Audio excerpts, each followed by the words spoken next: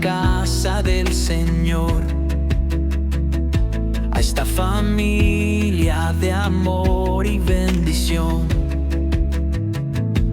En Sayula, con fe y alegría, nos recibe el Padre con gran compasión.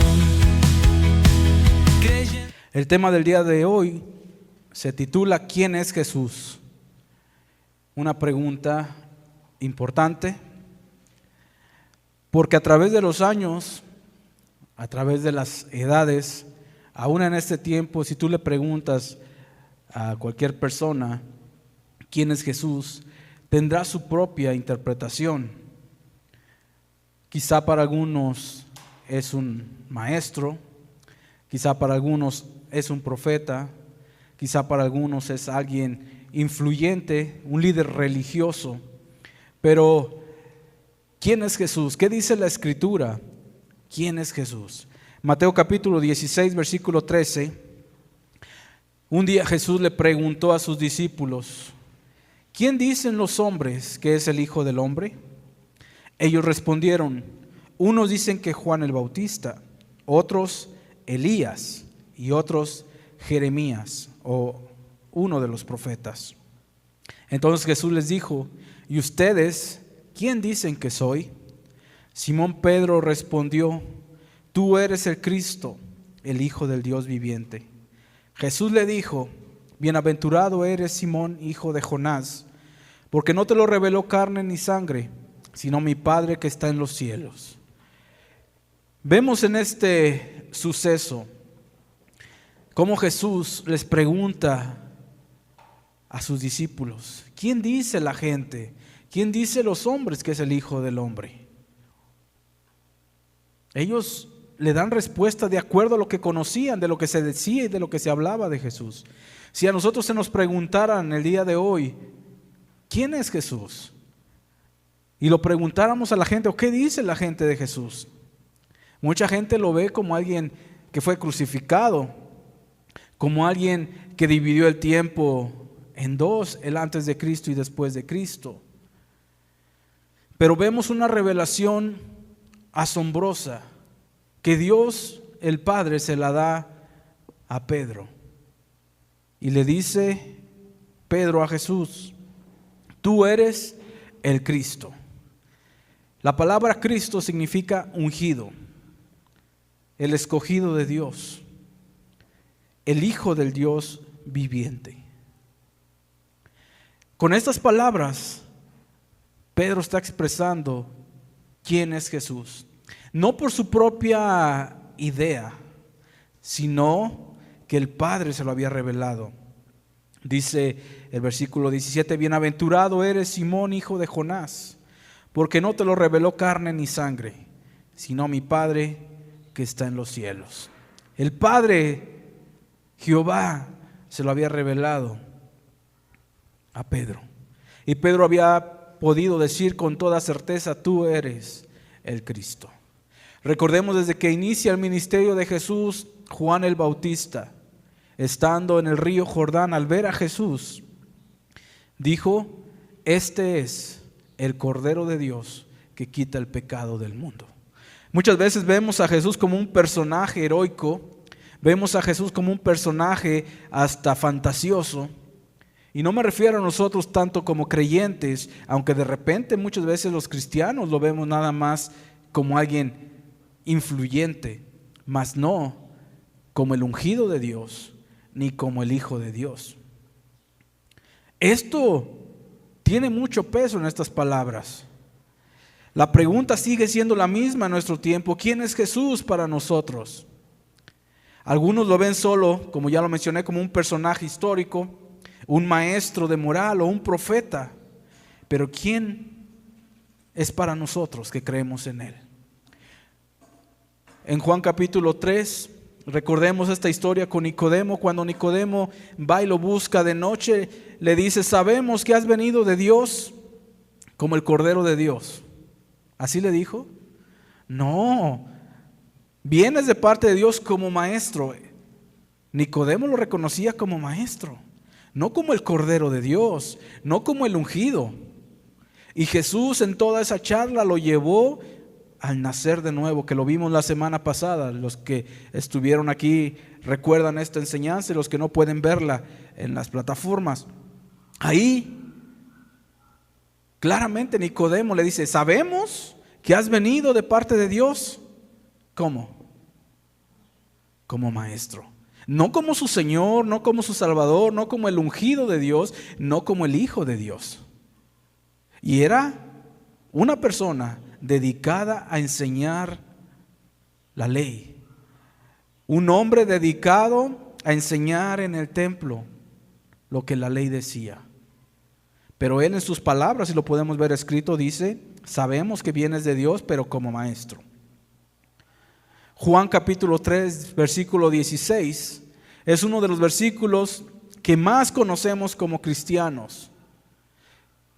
Dice: porque de tal manera amó Dios al mundo, que ha dado a su Hijo unigénito, para que todo aquel que en él cree no se pierda, mas tenga vida eterna. ¿Qué dice que es Jesús? El Hijo de Dios. Jesús es el Hijo de Dios. Jesús existía mucho antes de nacer de una virgen. Nosotros le buscamos un inicio a su historia y es cuando nace de la virgen, pero Jesús existía mucho antes de nacer de la virgen. En Génesis capítulo 1, versículo 26, Dios dice: hagamos al hombre a nuestra imagen y nuestra semejanza. Allá estaba Jesús, en el principio. En el principio, dice Juan capítulo 1, versículo 1, en el principio era el verbo era con Dios y el verbo era Dios. Todas las cosas por él fueron hechas. ¿Cuántas cosas? Todas las cosas, ¿por quién? Por el verbo fueron hechas, y sin él nada de lo que ha sido hecho fuera hecho. Entonces Jesús existía mucho antes que nacer. Ese es nuestro Salvador, el Hijo de Dios. Pero muchas veces lo vemos como que nació de una virgen, pobrecito, aquel que fue rechazado de su pueblo. Pero no, él ya era Dios. Él estaba en el principio con Dios. Todas las cosas fueron hechas por él. Sin él, nada de lo que existe existiría. El verbo, dice más adelante en Juan capítulo 1, fue hecho carne y habitó entre nosotros. Y pudimos ver su gloria, gloria como la del unigénito del Padre, lleno de gracia y de verdad. Pudimos ver, y eso lo escribe Juan, él que estaba ahí viendo a Jesús, que vio a Jesús más bien, porque cuando escribe ya no estaba Jesús ahí, pero él pudo recostarse con Jesús. Pudo tener la certeza de que él era el Hijo de Dios y que él veía la gloria de Dios en él. Jesús mismo dijo: yo soy el camino, la verdad y la vida. Juan capítulo 14, versículo 6. Todos estos versículos yo sé que los conocen. Yo sé que ustedes no son ajenos a esto. Pero cuando se nos pregunta quién es Jesús, la revelación que Dios le da a Pedro es la más certera: el ungido, el Cristo, el Hijo de Dios. Cuando nosotros creemos en el Hijo de Dios, tenemos vida eterna. Si no creemos en el Hijo de Dios, no podemos tener la vida eterna. Lucas 19, versículo 10, nos dice que Él es el Salvador del mundo. Cuando nosotros estamos sin Jesús, estamos perdidos, estamos ajenos de la vida eterna, pero Él ha venido para salvarnos. Lucas capítulo 19, versículo 10, Jesús hablando dice: porque el Hijo del Hombre vino a buscar y a salvar lo que se había perdido. A eso vino Jesús. ¿Quién es Jesús? Nuestro Salvador. Él es nuestro Salvador, no hay otro. No hay otro que nos pueda salvar. Habrá muchas religiones, habrá muchas sectas, habrá muchas denominaciones, pero el único que nos puede salvar es Jesús. Y si nosotros no creemos en Jesús, no hay esperanza para nosotros. Él es nuestro único Salvador. Por eso la palabra el Cristo significa el ungido, al que Dios delegó. ¿Para qué? Para ser nuestro Redentor. Él fue sin mancha. Él no pecó. Fue el hombre perfecto. Recordemos que Él ya existía desde antes. Todo lo que existe fue creado por Él. Si no fuera por Él, nada de lo que existe existiría, ni aún nosotros. Él a nosotros nos hizo. Juan capítulo 8, versículo 12 también nos habla que Él es la luz de este mundo. Si este mundo no tuviera esa luz de Dios, si de por sí vemos que hay muchas tinieblas en este mundo, imaginémoslo sin Dios. Imaginemos este mundo donde Dios le dé la espalda al mundo, donde Dios pierda su bondad con la humanidad. Dios es bueno, bondadoso, con gente buena y con gente mala. Si llueve, no nada más llueve sobre los justos, llueve también sobre injustos. El sol sale sobre buenos y malos. Y antes de que se apunten, yo soy bueno, estamos entre los malos, porque no hay ni uno que sea bueno. También sale Dios en bondad para nosotros con su sol. Porque dígame, ¿quién de aquí es bueno? Si a Jesús, un hombre dice, maestro bueno, y la respuesta del bueno, del que sí era bueno, le dice, ¿quién es bueno? Si no solo Dios. Todos y cada uno de nosotros somos malos. Pero Dios en su bondad extiende su misericordia para nosotros. También es nuestro buen pastor. Juan capítulo 10, versículo 11. Jesús está hablando con sus discípulos y claramente les dice, yo soy el buen pastor. El buen pastor su vida da por sus ovejas. Él dio su vida por nosotros, por ti, por mí. Nos rescató, nos salvó.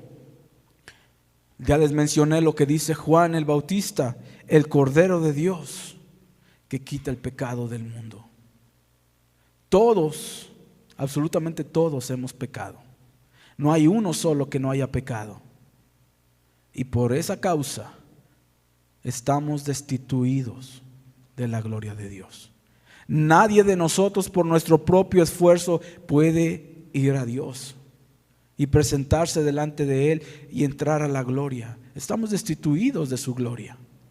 Pero gracias a Jesús, gracias a Cristo, el Hijo de Dios, quien dio su vida para salvarnos, dio su vida para rescatarnos, es que ahora nosotros tenemos entrada hasta el trono de la gracia.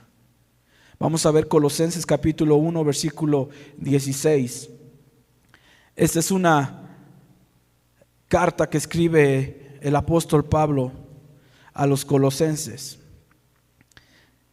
Les aclara, les dice quién es Jesús. Y aunque muchos han malinterpretado estos versículos, les han dado otro sentido, la palabra del Señor es clara.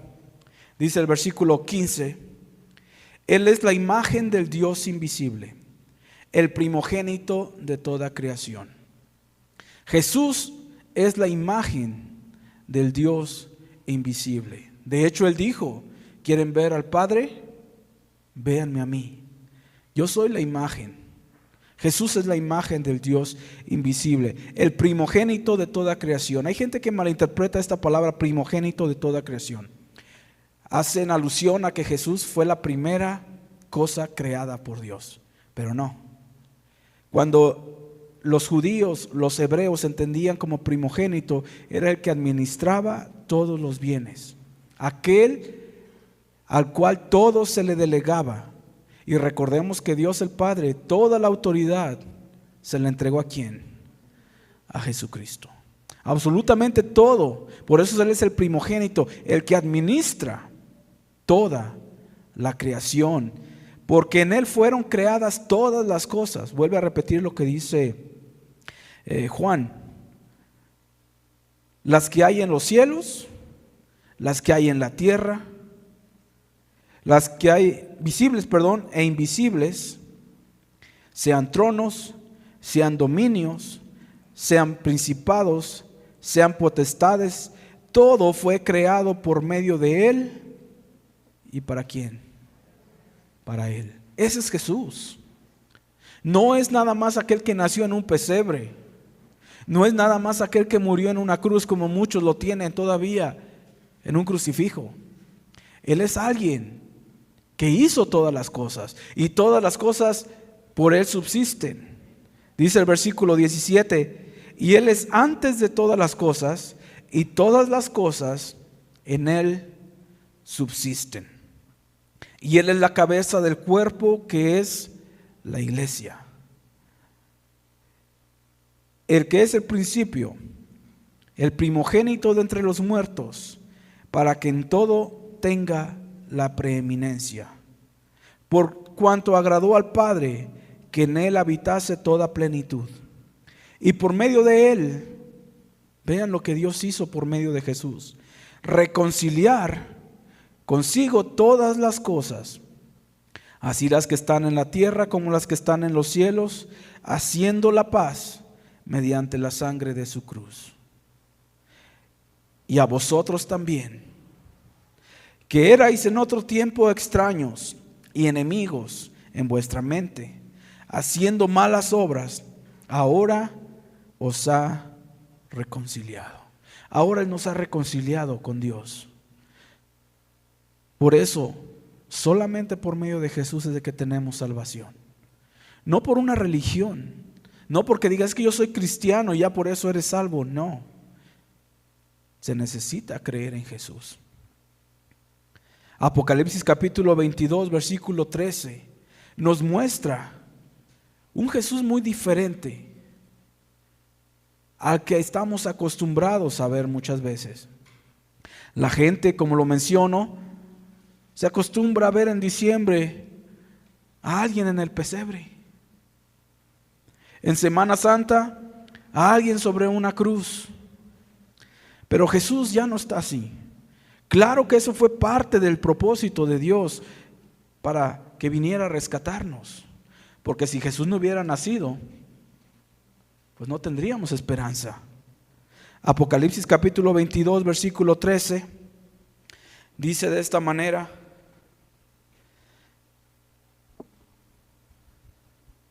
Jesús hablando dice: yo soy el alfa y la omega, el principio y el fin, el primero y el último. Y eso lo está diciendo Jesús, alguien que está vivo, no alguien que se quedó en una tumba, no alguien que está aquí sepultado como otros líderes religiosos. Apocalipsis capítulo 1, versículo 8, dice de esta manera, hablando Jesús cuando se le presenta a Juan, en esta revelación muy interesante, muy importante, porque Apocalipsis precisamente es esto, la revelación de Jesús. Dice el versículo 8, capítulo 1 de Apocalipsis: yo soy el alfa y la omega, principio y fin, dice el Señor, el que es y que era y que ha de venir, el Todopoderoso. Hay gente que dice: no, es que Jesús no es el Todopoderoso. Él es el Todopoderoso. Él es Dios. Muchos lo ven como un líder religioso, alguien que vino a salvarlos, pero hasta ahí. Pero Él es Dios y está vivo.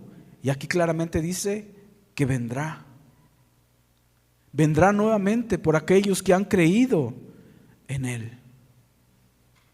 Pero también viene a hacer juicio, y un juicio verdadero, porque Él es el Rey de Reyes y es el Señor de Señores. Él es nuestro Señor Jesús. No es nuestro líder religioso.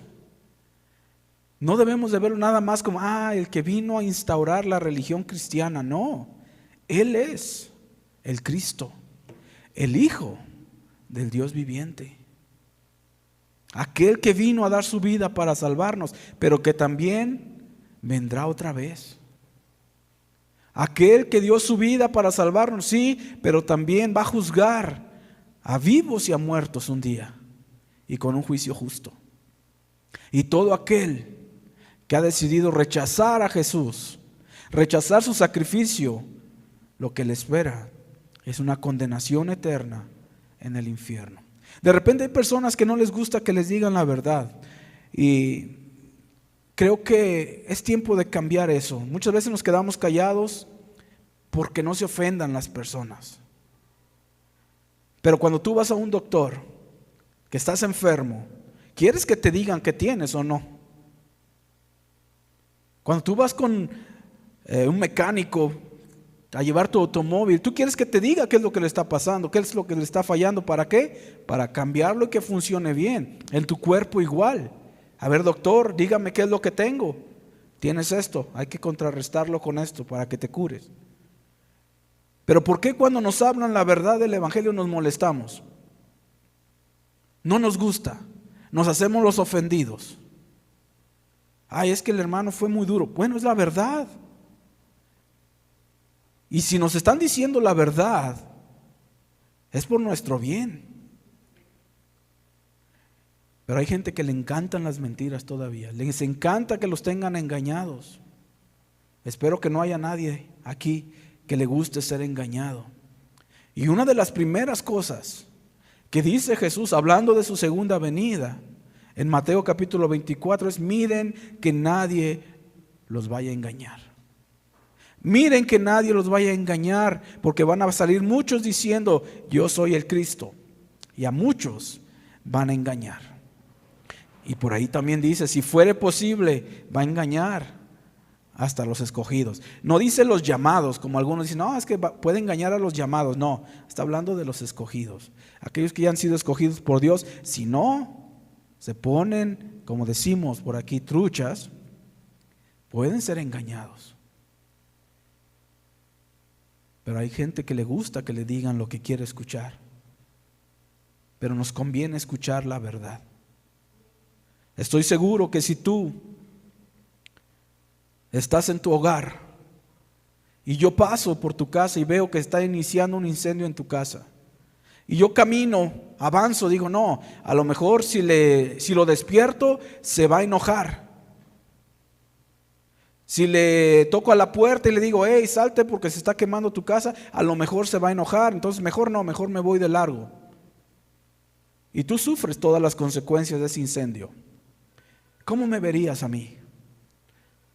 Cuando tú sepas que yo pude alertarte y no lo hice. Lo más seguro es que me odiarías.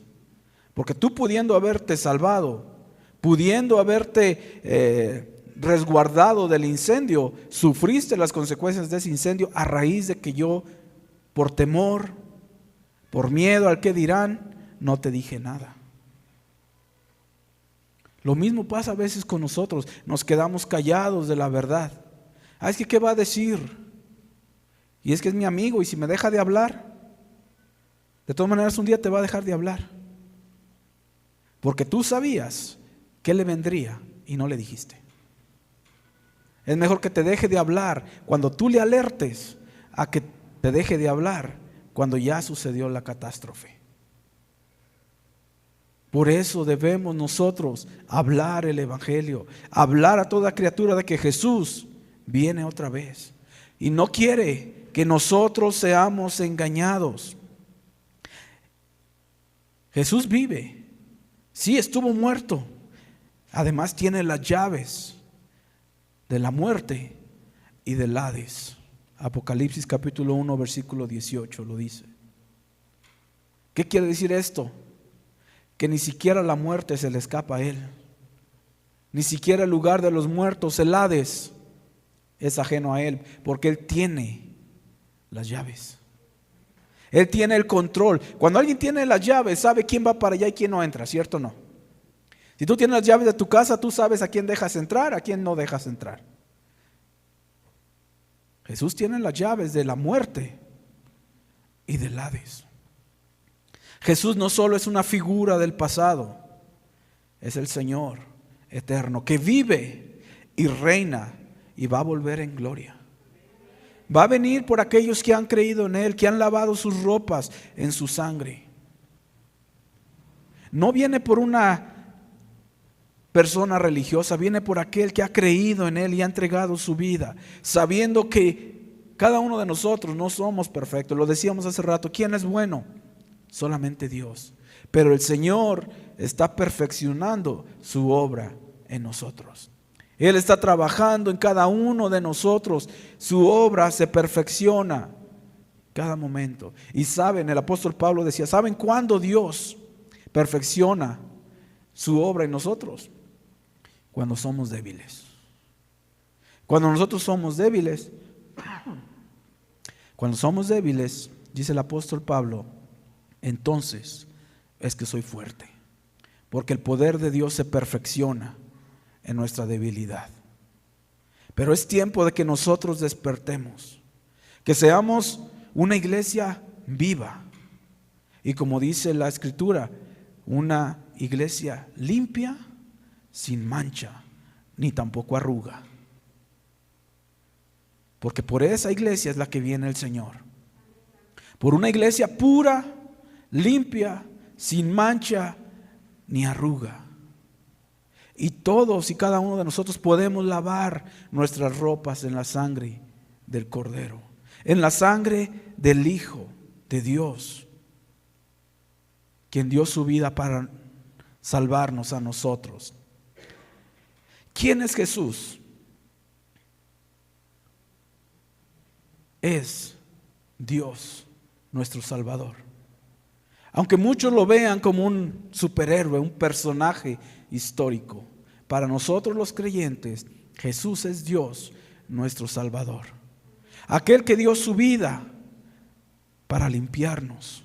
Aquel que vino y, recordando las palabras de Pedro, que no fueron palabras de Pedro, sino dadas por Dios el Padre, tú eres el Cristo, el Hijo del Dios viviente.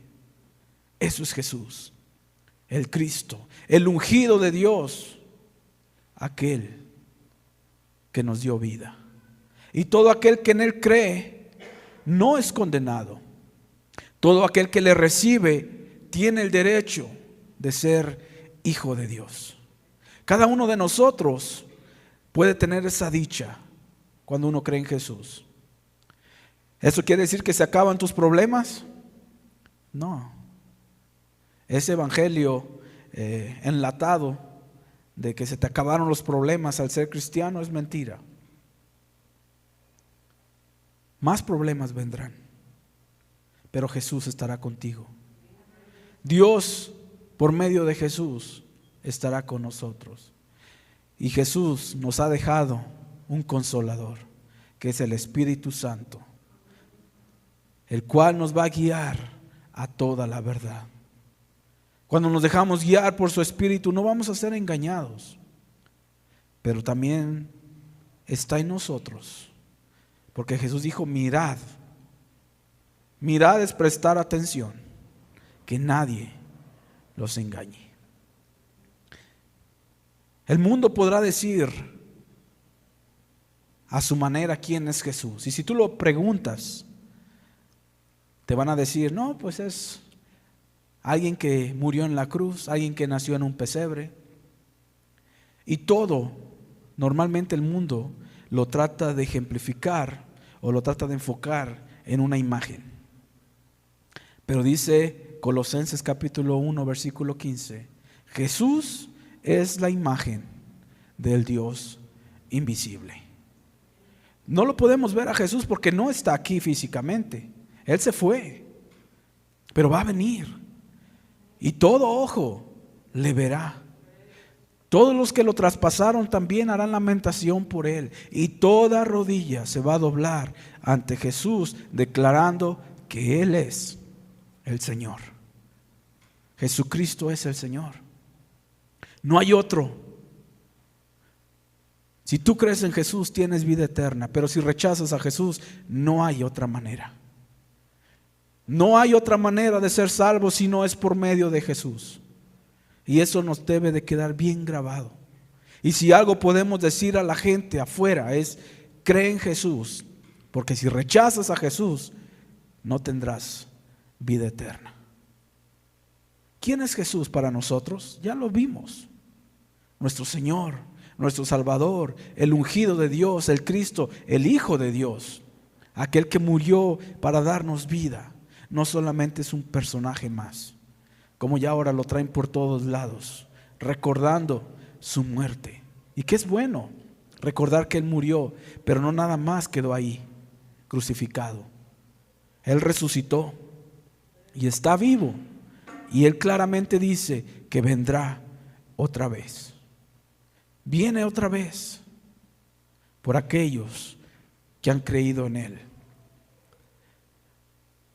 Vamos a abrir por último en Juan capítulo 3. Vamos a abrir nuestras Biblias, San Juan capítulo 3. Un versículo que de preferencia deberían de tener marcado en su Biblia.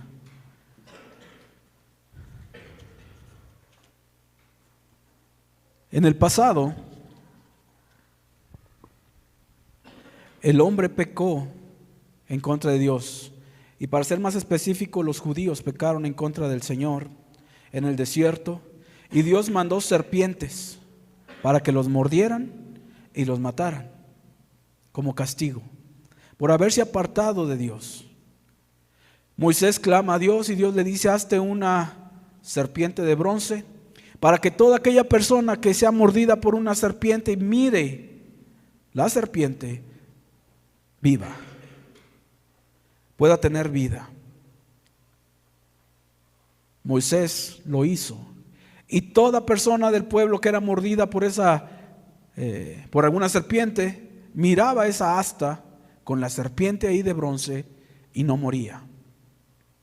Y Jesús dice en este capítulo 3, versículo 14: y como Moisés levantó la serpiente en el desierto, así es necesario que el Hijo del Hombre sea levantado, para que todo aquel que en Él cree no se pierda, mas tenga vida eterna. Ya hemos sido mordidos por el pecado. La única manera para nosotros poder vivir es mirar a Jesús. Si no miramos a Jesús levantado, no podemos. Porque así como Moisés levantó la serpiente en el desierto, dijo Jesús, así es necesario que el Hijo del Hombre sea levantado, para que todo aquel que en Él cree no se pierda, mas tenga vida eterna. Que el nombre del Señor, que Jesús sea levantado en este tiempo, para que todos puedan verlo y puedan creer en Él. Así como aquellos vieron la serpiente, ahora puedan ver a Jesús. Amén. Vamos a orar. Ponte de pie. Padre, gracias te damos, Señor, por Jesús. Gracias, Señor, porque sabemos que por medio de Él tenemos vida eterna. Gracias porque es tu bondad, tu amor para nosotros. Tanto amaste este mundo que diste a tu Hijo para darnos vida eterna. Ahora podemos nosotros reconocer que Jesús es el Cristo, el Hijo del Dios viviente, que está vivo y un día vendrá por nosotros. Que ahora somos salvos por medio de Él, y ninguna condenación hay para los que están en Cristo Jesús. Gracias te damos, Señor, por tu palabra que hemos escuchado el día de hoy. Ayúdanos a atesorarla en nuestros corazones y no olvidar que hay muchos otros que necesitan ver a Jesús. Hay muchos otros que necesitan voltear a ver a Jesús levantado para que puedan tener la vida eterna, puedan ser salvos, puedan tener la redención de sus almas. Gracias, Señor, te damos en este día por tu palabra. Gracias por hablarnos a nuestros corazones. En el nombre de Jesús. Amén. Creyendo en Jesús encontramos la